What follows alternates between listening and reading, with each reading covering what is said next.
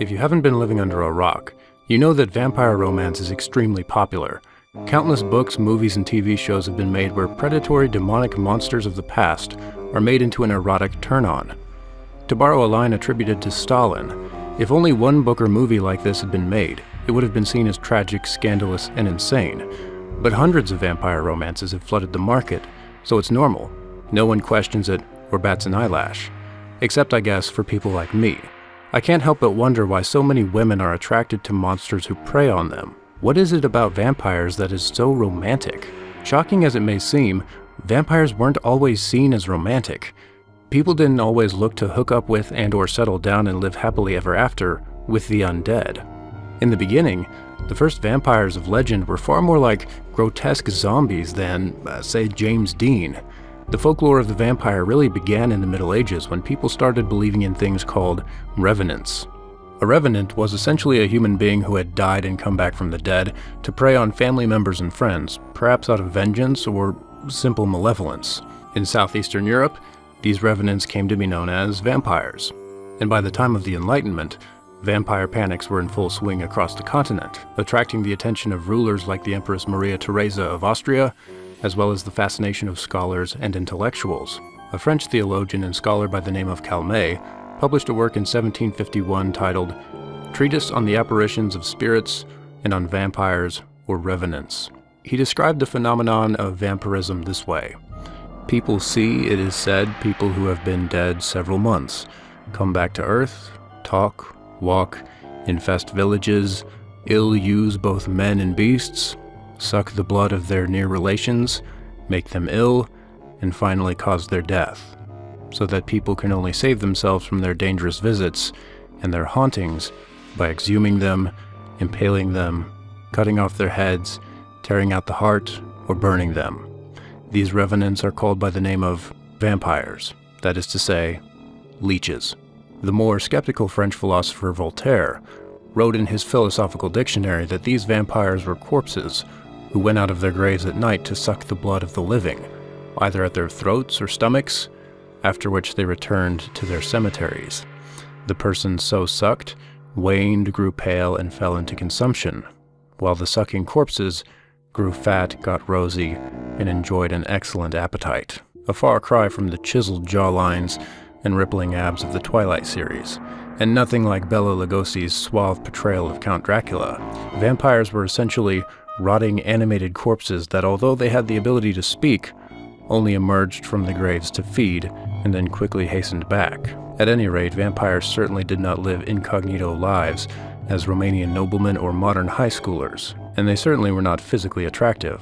So the question is, how did we get here? How did we get from zombie to teen romance heartthrob? Well, it all comes down to one man and one night in the summer of 1816. That man was George Gordon, Lord Byron. Byron is remembered today primarily as a poet, one of the greatest poets of the 19th century. In his own time, he was considered one of the greatest poets in the world. But it wasn't just his poetry that made him famous. In a sense, he was one of the first true celebrities. He was famous for being famous, popular because he was popular. Just as many celebrities today are famous not for anything they've done, but because they are fodder for tabloids. They make a brand out of being eccentric and leading wild lives people want to talk about. And Byron was the same way. And as often happens, the drive for fame causes many celebrities to cross the line. After all, we do like to talk about train wrecks more than shuttle launches, and disasters are more interesting than successes. Byron made the mistake of being too wild, especially for pre-Victorian Britain.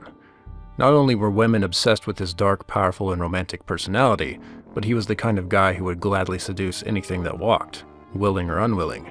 That will be important later. Suffice it to say for now, that a series of public affairs, damning rumors, and uncontrollable scandals, and mounting debts, forced Byron to flee from England.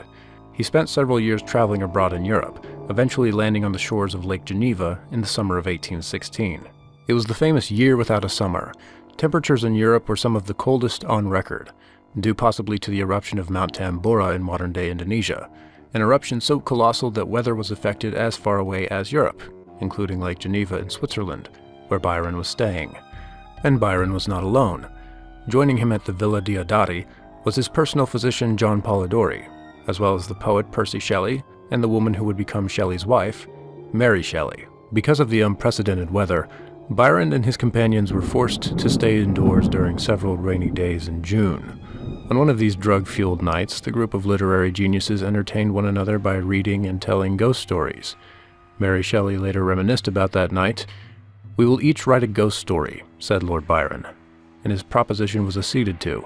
There were 4 of us, and the 4 of them set out to write their own horror stories. The result was that Mary Shelley began what would later become the novel Frankenstein, and Byron began what would have been the first prose story about a vampire, if he had ever finished it. For whatever reason, Byron gave up on the novel, but his friend and physician Polidori, perhaps recognizing the potential for Byron's unfinished story, took it up and ran with it, making changes to the story that would forever transform the landscape of European literature.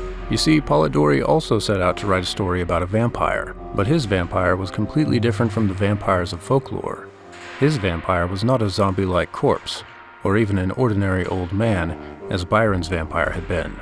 No, Polidori made his vampire a British nobleman called Lord Ruthven, a vampire who lives a more or less conventional, if eccentric life in the public sphere. And let's just say that Lord Ruthven is a bit of a ladies' man with a penchant for seduction. He's a regular Don Juan, or maybe it's more accurate to say he's a regular Lord Byron. The similarities between the two are instantly recognizable, and scholars argue that Polidori must have based his new kind of seductive vampire squarely on his charismatic friend, Lord Byron. While we are left to speculate just how much of Byron Polidori put into his vampire, it's safe to say that Byron's more widespread impact on European art and literature is even more powerful than Polidori's novel. You see, Lord Byron's greatest influence lies not in the poetry he wrote, but in who he was, a man who was mad, bad, and dangerous to know, according to a former lover. He was a man who used a human skull as a drinking vessel and wrote poetry about it.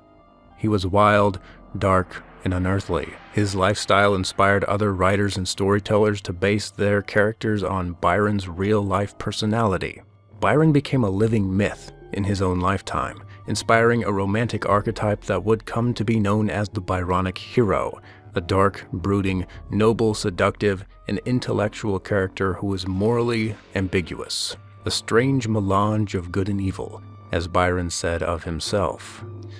The Bronte sisters, for example, would use the Byronic character as a model for their antagonistic love interests, Heathcliff and Mr. Rochester, in their respective novels.